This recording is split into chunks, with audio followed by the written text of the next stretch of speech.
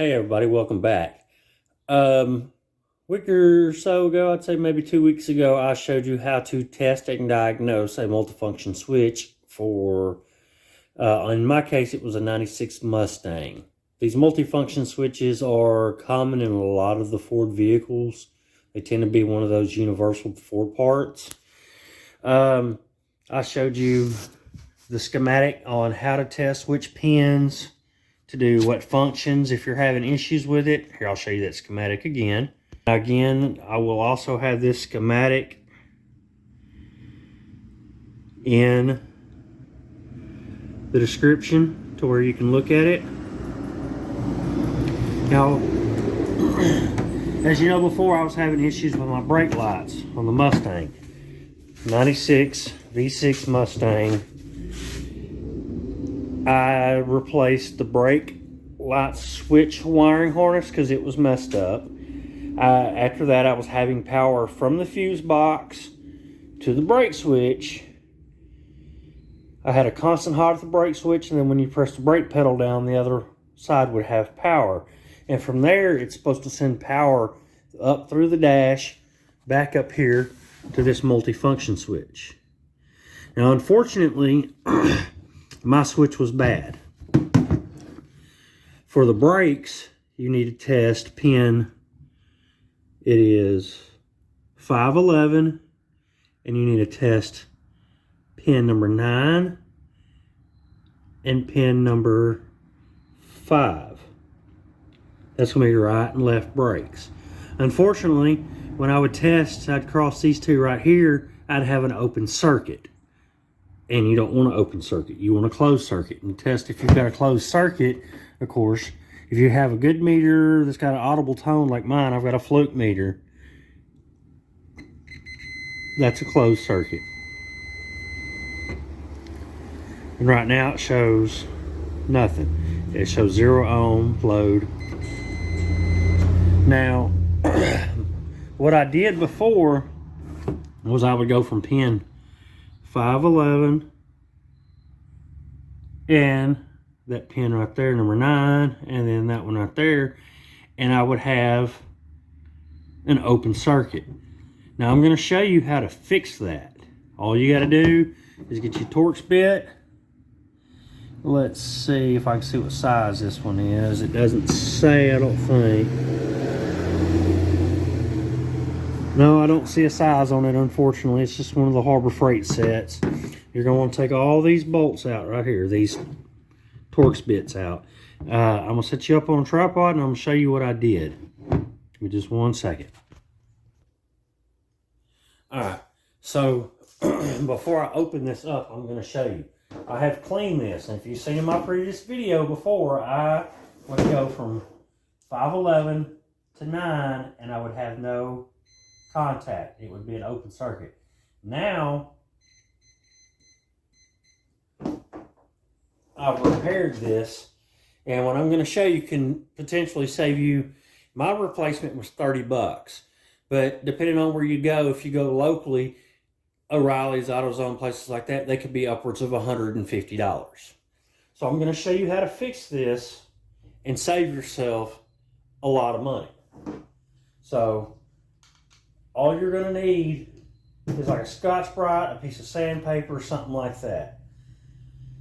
Now you got to be careful because there's a lot of springs and things like that in here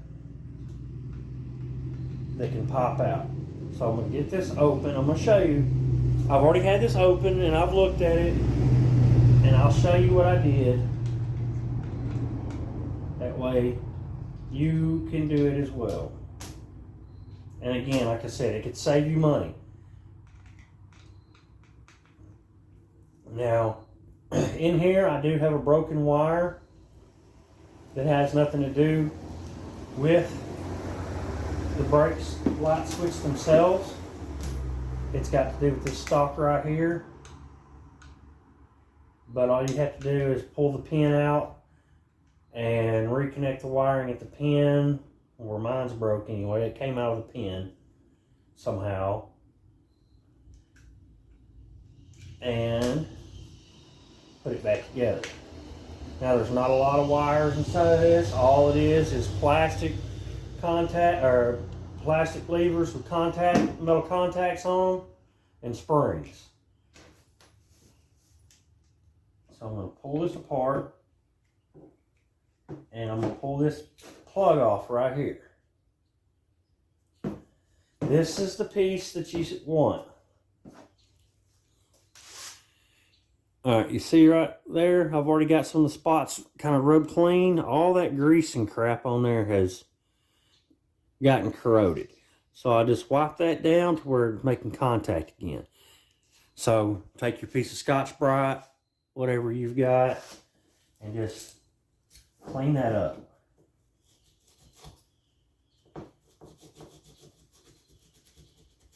You might could use some brake cleaner or something like that. Just something to get these contacts back clean. Just take your time with it. Just clean all these contacts up. Give me just a second. I'm going to find another piece of this just to kind of go over it with. And I'll be right back with you. Alright, so what I ended up doing was we got some brake parts cleaner.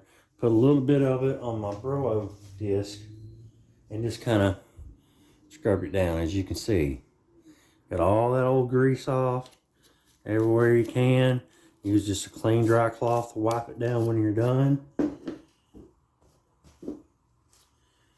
Because what happens is that old dielectric grease gets in there and gets all gummed up and it doesn't allow it to make contact anymore. So I'll take that. You gotta be careful with all this. You see, I just knocked it out. You got all these contacts in there. That's what I was saying. You gotta be very careful about. That can pop out, lose a spring, anything like that. So I'm just gonna attempt to carefully wipe this down.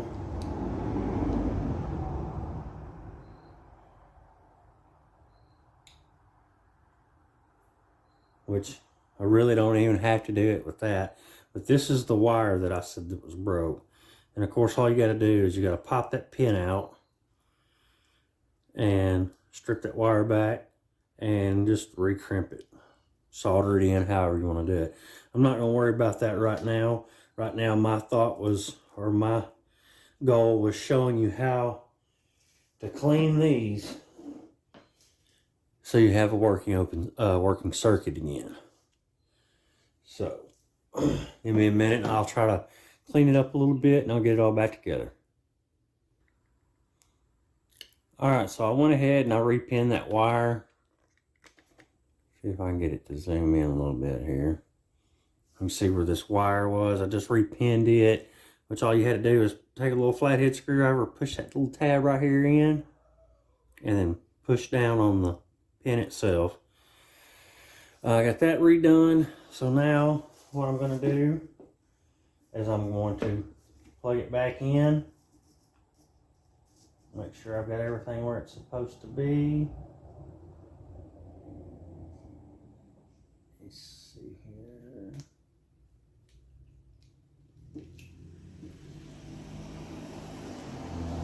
Just plug it right back in there. There's nothing hard to it. And then it's just lining everything back up underneath to get all this back together.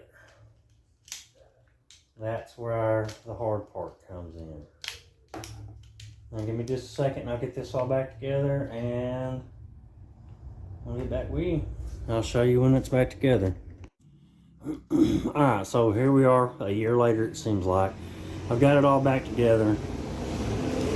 The hardest part is going to be down here in this part, is keeping all that stuff together because it's under sprung tension. Once you get it all back together, it's not hard to really do. I've got the switches all working and everything like that. And now I'll show you that I have open circuits now on 5, 11, 9, 5, 11, 5. Let's see if I can get you where we can see.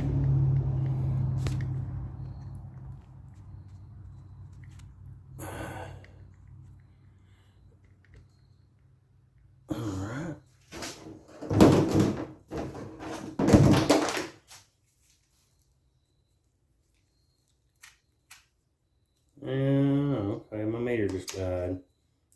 Oh, ain't that lovely? All right, there we go.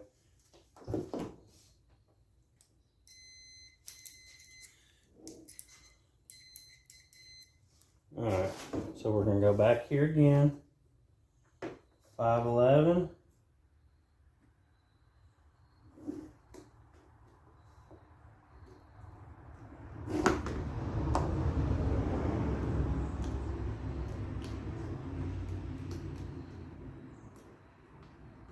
I guess I just made a liar out of myself.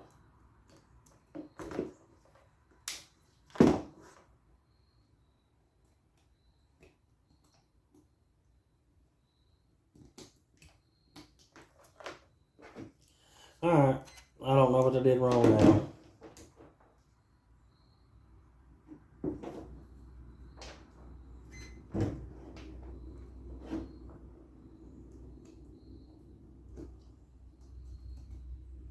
But I had it working a minute ago, you've seen it.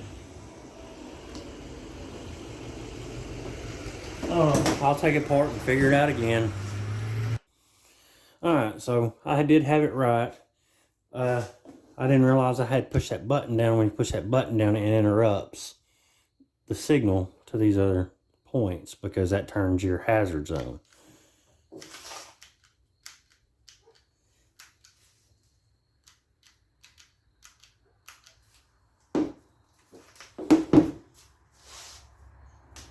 So let me do this real quick and I'll show you.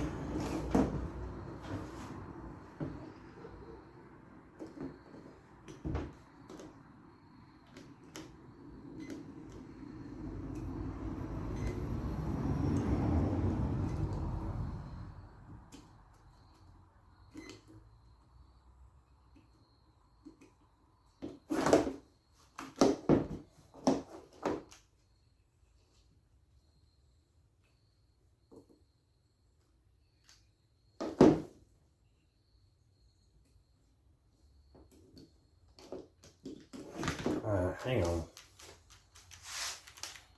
Alright, so I cross over 511 to 9. I got contact. I gotta clean the points on this one better. But that's basically how you fix multifunction switch. Alright, I cleaned contacts. Another issue I had was I accidentally had it on the blinker too, so alright, everything's where it needs to be.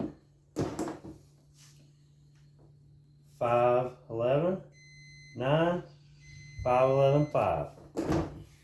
And as you saw in the previous video before, that was not making open contact, or had open contact, wasn't making a closed circuit.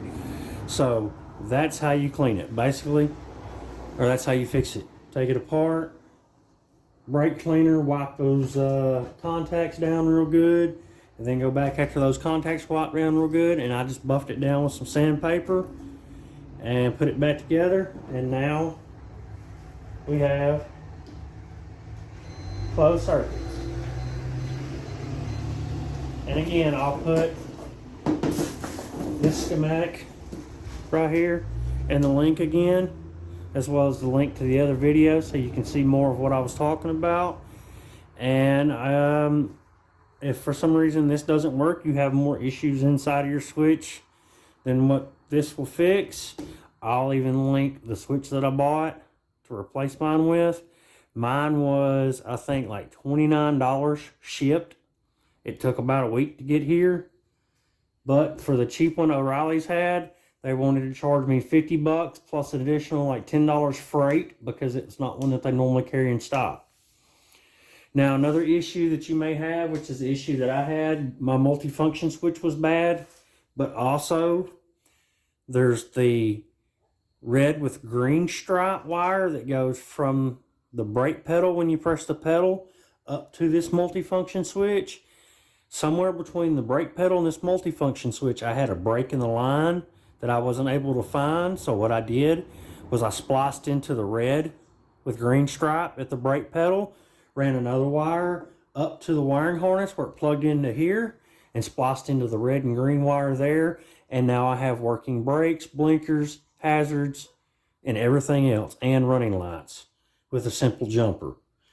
But if you don't have that issue, but your multifunction switch quit working, that is how you can clean it and repair it and save yourself some money. I hope the video helped. If you have any questions, comments, anything like that, feel free to ask, and like, comment, subscribe, and feel free to share the video. I hope you have a great one.